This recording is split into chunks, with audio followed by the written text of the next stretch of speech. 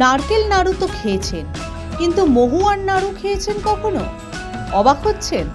হ্যাঁ, ঠিকই শুনেছেন, এমনই অসাধারণ নাড়ু বিক্রি হচ্ছে ব্যারাকপুরে।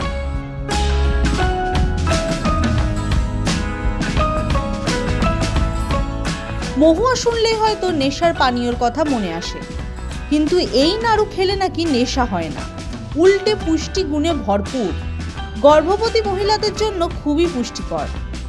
কেন এমন দাবি করছেন বিক্রেতারা? তারা বলছেন মহুয়া ফুলে নাকি প্রচুর পরিমাণে আয়রন রয়েছে। বাঁকুড়া, পুরুলিয়া, ঝাড়গ্রামের মানুষের খাদ্য তালিকায় মহুয়া ফুলের ব্যবহার থাকে। মহুয়া গাছ বা মহুয়া ফলের প্রচুর গুণ আছে। এক তো হলো মহুয়া গাছের টিম্বার ভ্যালু আছে, সেটা আলাদা। আর মহুয়ার ফুল থেকে আপনার বিভিন্ন রকমের খাবার তৈরি হয় এবং মহুয়ার ফুলে প্রচুর পরিমাণে আয়রন আছে, যেটা বাঁকুড়া, পুরুলিয়া বা জঙ্গলমহলের গর্ভবতী মহিলাদের ক্ষেত্রে খুব প্রয়োজনীয় একটা জিনিস, কারণ এখানে ন্যাচারাল আয়রন প্রচুর পরিমাণে পাওয়া যায়।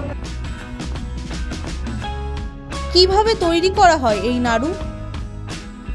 মহুয়ার নাড়ুতে মহুয়া ফুল সেটাকে ড্রাই রোস্ট করে, শুকিয়ে গুঁড়ো করে, তার সঙ্গে বাদাম, তিল, মুগ ডাল, চালগুড়ি এবং ঘি, এই সমস্তটা মিশ্রণ করে ওটা তৈরি করা হয়, যাতে কোনো ধরনের কোনো মিষ্টি, চিনি বা কোনো ধরনের কোনো প্রিজারভেটিভ ব্যবহার করা হয় না। বহুদিন ধরে মহুয়া ফুল ও ফল থেকে খাবার, তেল, প্রসাধনী তৈরি করে আসছে বাঁকুড়ার ছাতনার সিরিজেন ফার্ম। সেই ফার্ম সদস্য অরিত্র মুখোপাধ্যায়। তিনি জানিয়েছেন, মহুয়ার গাছ, ফল, ফুলের গুণাগুণ নিয়ে তারা মানুষকে সচেতন করতে এসেছেন।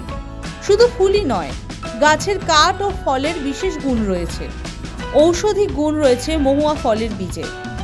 বীজ থেকে পাওয়া তেল নানা প্রসাধনীতে ব্যবহার করা হয়।